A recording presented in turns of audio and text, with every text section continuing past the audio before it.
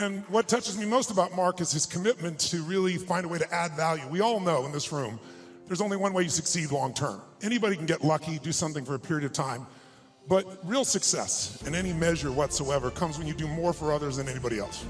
There's no other way to do it. You find a way to add more what? Value. And if we find the way to add more value, we can be superior in the marketplace, but we can also be superior in our own lives. We can enjoy our lives at a different level. We can have a different set of pride that isn't fake, it's not ego. Ego is when you try to make it better than it is, and you know the truth is it's not.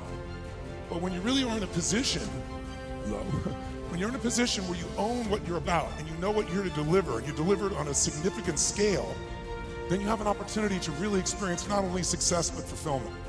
And this conference has gotten bigger and bigger, not only in its size, but also in its impact. And so I'm really privileged to be back with you here. And I know you're working to raise 1 million meals. And I'm very, very into hunger, to say the least, primarily because I was so hungry at a stage of my life. And my life was completely changed because when I was 11 years old, we had no money and no food. And we've gotten used to that, but it was Thanksgiving, which makes it more emotional. And my parents were saying and doing things that after you say them, you can never take them back. And it was very profoundly painful, obviously, for myself as the oldest and trying to keep my brothers and sisters from hearing it. But it profoundly changed me because that day something changed my life, and it was somebody simply coming and delivering food. And it wasn't the person, wasn't giving it, it was a delivery guy. And it wasn't a happy moment for my father. It was interesting. My mom and dad are yelling at each other. My mom's saying things to my father, you haven't taken care of us. Pretty painful moment. And the door happens, and I go to open the door, and there's this tall guy standing there with these big bags of food, and on the ground beside him he had this pan with uncooked turkey. And he said, is your father here? And I said, just one moment. And I sprinted to get my dad, thinking this was going to be the most euphoric moment you could possibly imagine. Like God had come by and surprised us, somebody cared about us, whatever you wanted to frame it. And my father came to the front door begrudgingly. When he saw the man, he got very angry. And he said, we don't take charity. And he went to slam the door. And the man was a very tall guy, and he put his arm or shoulder against it. It kind of bounced off of him. And he said, sir, this is not charity. Everybody has tough times. And somebody knows you're in need, and they want you to have a beautiful Thanksgiving. Please accept this gift. My father got even more intense and started saying, I don't accept charity. And this time the man put his foot there, it bounced off of it. And then he said something to my father that I thought my father would hit him. He looked at my father and said, he looked at me in the background and said, don't let your family suffer because of your ego. It was intense words to say. My father didn't know what to do. He grabbed the food, he slammed it down, and slammed the door. And I tell you the story because everything in our life is controlled by 3 decisions. And those 3 decisions I'd like you to look at today because I really want to deliver for you. I didn't come here to do a speech. I love Mark dearly. I really want to serve you, and you all are giving the greatest gift you have, your time. You get your money back, but you can't get your time back. And so I really want to serve you. And I think one of the most powerful things we do to serve you is have you become clear of what the controlling force is that's controlling the quality of your life. And you and I both know it's not the amount of money in your pocket. It's not who you know. It's not even what you've been through. It's really the decisions you make moment to moment about a couple of different things. And the 3 decisions I made in that moment that I'd like to pull your attention to just real quick are, in this moment you're making these 3 decisions, by the way. The first one is, what are you going to focus on? And that day, my father focused clearly on the fact that he had not taken care of his family. And whatever you focus on, you're going to feel.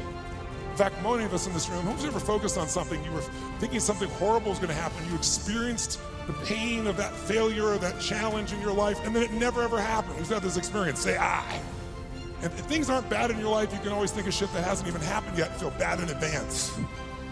But many people do. Because whatever you focus on, you'll feel. Write it down. Focus equals feeling, because if you start to take control of your focus, you take control of your life. But that day, he focused on the fact that clearly he had failed his family, and that was the meaning. The second decision you make is, what does it mean? As soon as you look at something, think about something, focus on it, you gotta decide, what does this mean? Is this the beginning or the end? Is this punishment and reward? Is God trying to hurt me or trying to challenge me? Or is this nothing to do with God? I was just being a lazy bastard. Right? The meanings we give to things control our life. If you think it's the end of a relationship, are you going to behave the same way as you think it's the beginning of a relationship? In the beginning of a relationship, when you're totally in love with someone, what will you do for them? Tell me, what will you do? Oh, come on, guys. What will you do when you're totally in love? Shout out, what will you do? What? What? Make the sound of what it's like when you're totally in love out of your mind. Just go ahead and make that sound like a primal sound of what that feels like. Just go for it so we get some energy in this room. It's been a long time for some of you, I can see really clearly.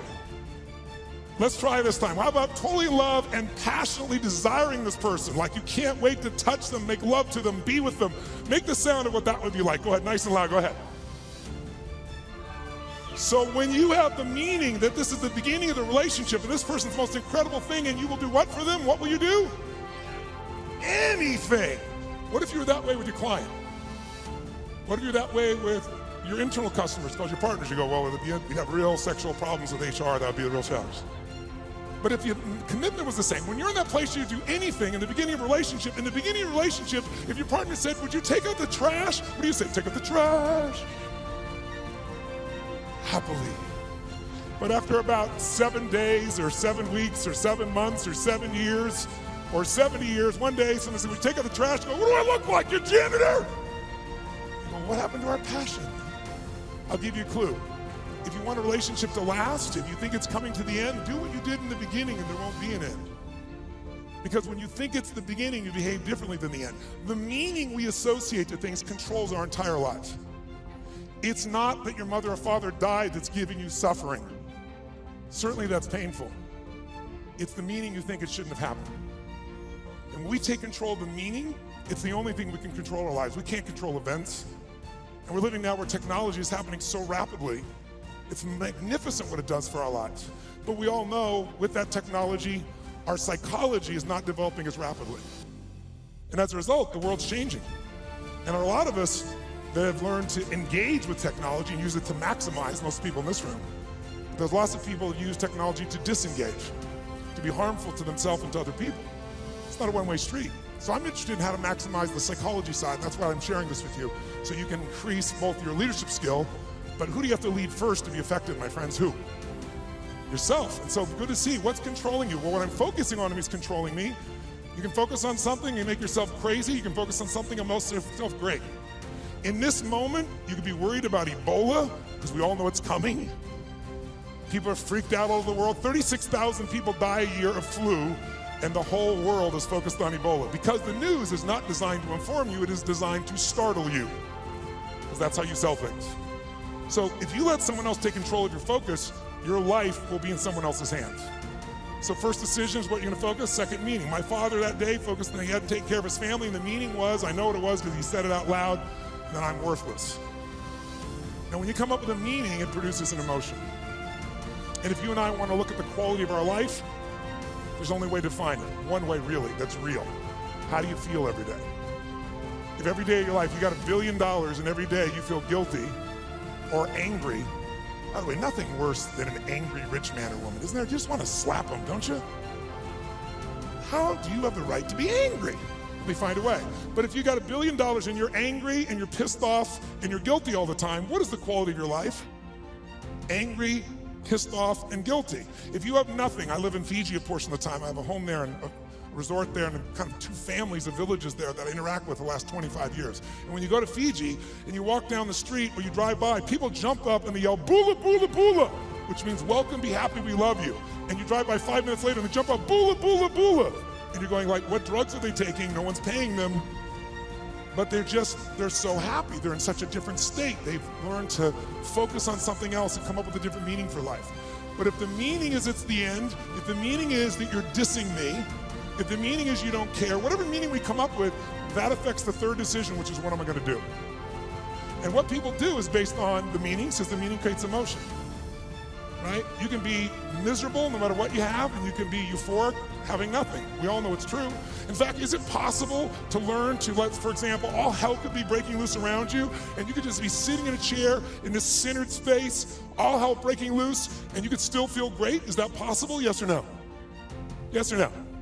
Sure, but you and I live in a Western culture. Well, if you sit and bliss out, people come and take your furniture.